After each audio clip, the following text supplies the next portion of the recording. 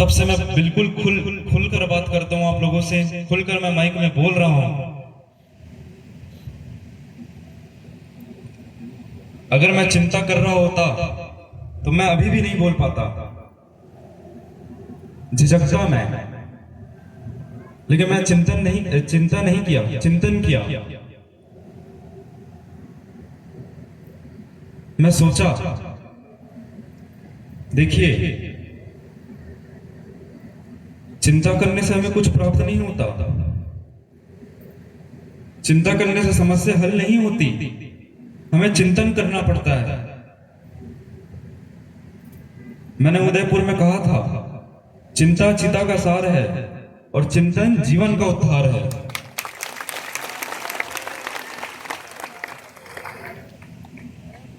हम सबको जीवन का उद्धार चाहिए ना, कि चिता का सार चाहिए, जीवन का उद्धार चाहिए। हमें क्या करना पड़ेगा? चिंतन करना पड़ेगा। हमें कोई भी समस्या होती है, छोटी से छोटी, हम प्रार्थना करने लग जाते हैं, हे भगवान मेरी ये समस्या दूर कर दे, मेरी ये परेशानी दूर कर दे।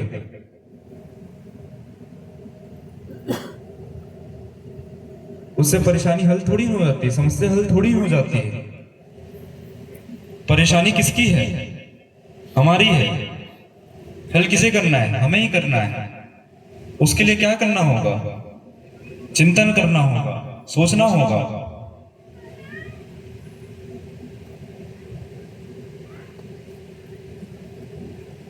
अब किसी को डिप्रेशन होता है या कोई बीमारी हो जाती है तो वो चिंता करने लग जाता है कि मुझे ही क्यों हुआ, मुझे में ऐसा क्या है, मुझे क्यों हुआ, ये बीमारी क्यों हुई, मुझे डिप्रेशन क्यों हुआ। चिंता करता है। चिंता करने से दूर हुई समस्या? दूर हुई? नहीं हुई। अगर वो ये सोचता कि मुझे डिप्रेशन से कैसे निकलना है, ये मेरी बीमारी कैसे ठीक होगी, ये सोचेगा तो उसे उसका हल मिलेगा, उस बीमारी का इलाज मिलेगा।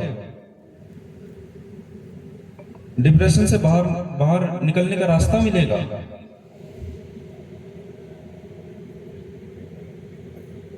और चिंतन करोगे तभी होगा ही। चिंता से क्या होगा? और तबीयत खराब होगी। हम छोटे रहते हैं, हमें पढ़ाई लिखाई की चिंता होती है।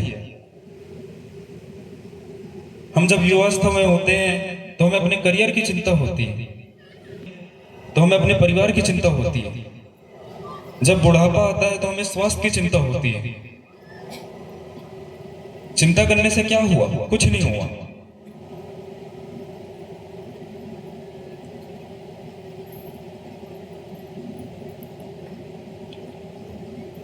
अगर वो बच्चा सोचता मुझे अभी होमवर्क कर लेना चाहिए, किसी की मदद लेनी चाहिए, तो वो होमवर्क करता, तो फिर उसे चिंता क्यों होती? वो सोचा ना, चिंतन किया ना कि मुझे इसे ऐसे करना है। जब हम युवावस्था में होते हैं, हम लोग करियर के बारे में सोचते हैं, हमें क्या करना है।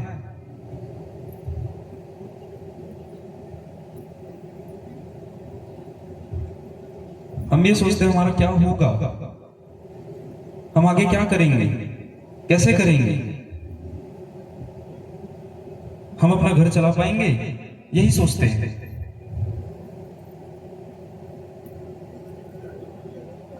और ये विचार मन में क्यों आ रहा है? क्योंकि हमने खुद को जाना ही नहीं, हमारे अंदर की खूबी को हमने पहचाना ही नहीं। सबके अंदर एक अलग अलग खूबी होती है।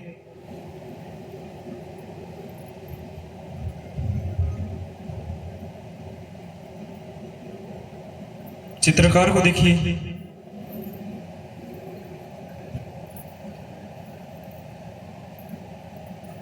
इतनी सुंदर सुंदर तस्वीरें बना देता है, हर कोई नहीं बना सकता। गायक को देखिए, हर कोई उसके जैसे सुर नहीं लगा सकता। उसके अंदर वो खूबी है, उसने अपनी खूबी को जाना है, पहचाना है, तब उस पर काम किया है, तब उतना काबिल बना है। हम युवावस्था में होते हैं, हमें भी यही सोचना है हम किस चीज में अच्छे हैं, किस फील्ड में अच्छे हैं।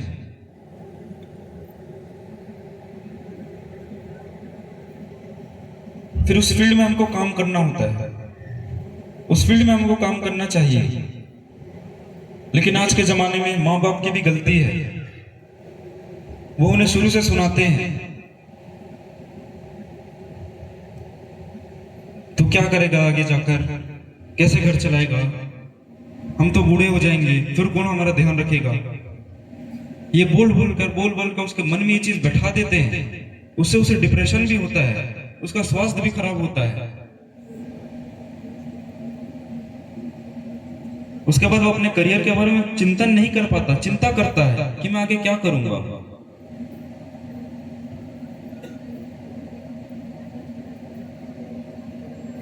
और बहुत से माँ बाप उनका खुद को सपोर्ट करते हैं कि बेटा तू करे, तू इस चीज में अच्छा है, इस फील्ड में अच्छा है, तू इसमें कर, हम तेरा सपोर्ट कर रहे हैं, हम तुम्हारे साथ हैं।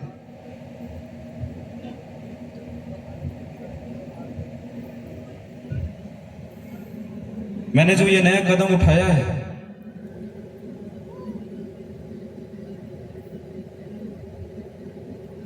मैंने जो ये नया कदम उठाया है, प्रकाश हरिनाम साहब का और मेरी माता जी का बहुत सपोर्ट है इसमें।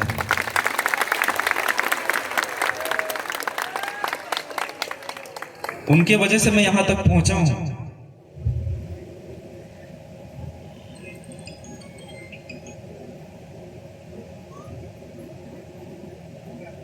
शुरू से मेरा सपोर्ट किए।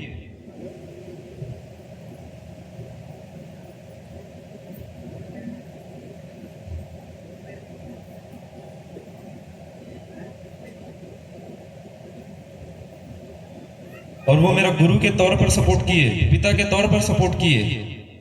और क्या चाहिए मुझे।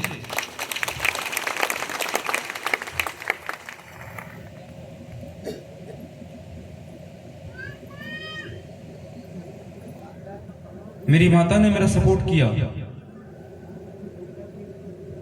कोई सवाल उठाता तो मेरी माता उससे लड़ जाती थी।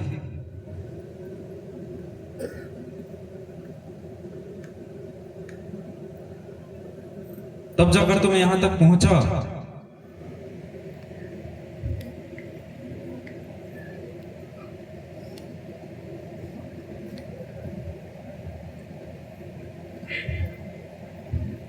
देखिए, गिरिंद मुनि नाम साहब के समय में पधरावनी आई, उन्होंने पधरावनी की। वो एक तरीका था लोगों को जोड़ने का। प्रकाश मुनि नाम साहब ने प्रवचन किया, वो एक तरीका था लोगों को जोड़ने का। हम इसे परंपरा क्यों बना रहे हैं। मैं जो कर रहा हूं वो तरीका है लोगों को जोड़ने का।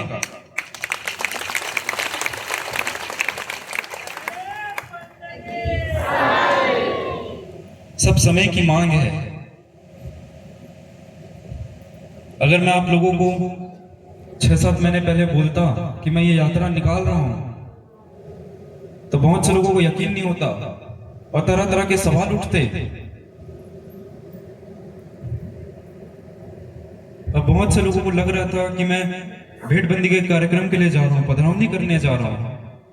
लगभग सबको यही लग रहा था। फिर भी मैंने शांत रहा, मैंने नहीं बताया। मुझे पता है मैं बताऊंगा मेरी बातों को नहीं समझेगा कोई, उसे डाइजेस्ट नहीं कर पाएंगे अच्छे से। मैं जानता था ये चीज, इसलिए मैंने हल्का सा ऊपर से चीजें बता दी। और आज सबको पता है मैं किस उद्देश्य से गया था वहां। मैं बताता फिरता तो मैं नहीं चाह पाता। बहुत रुकावटें आती, बहुत से सवाल उठते।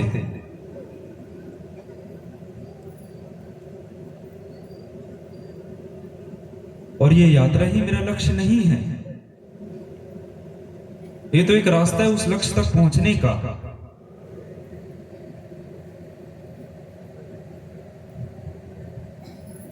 ये सिर्फ एक रास्ता है। ये तो हमारा सिर्फ एक पहला कदम है।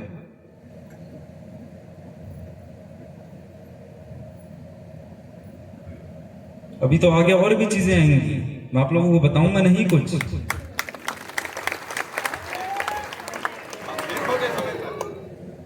आप लोगों को मैं वो चीज दिखाऊंगा। आप लोगों के लिए सरप्राइज है।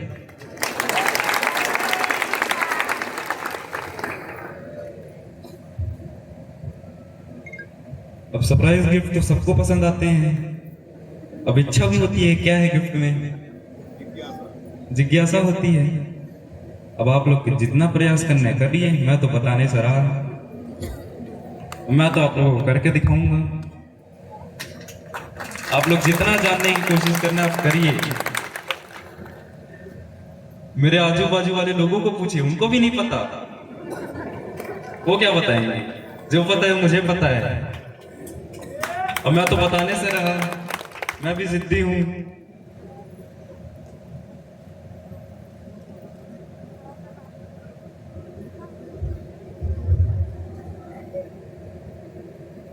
तो मैंने आप लोगों को जो कार्य सौंपा है उसे आप स्वीकार करिए, उस पर चिंतन करिए।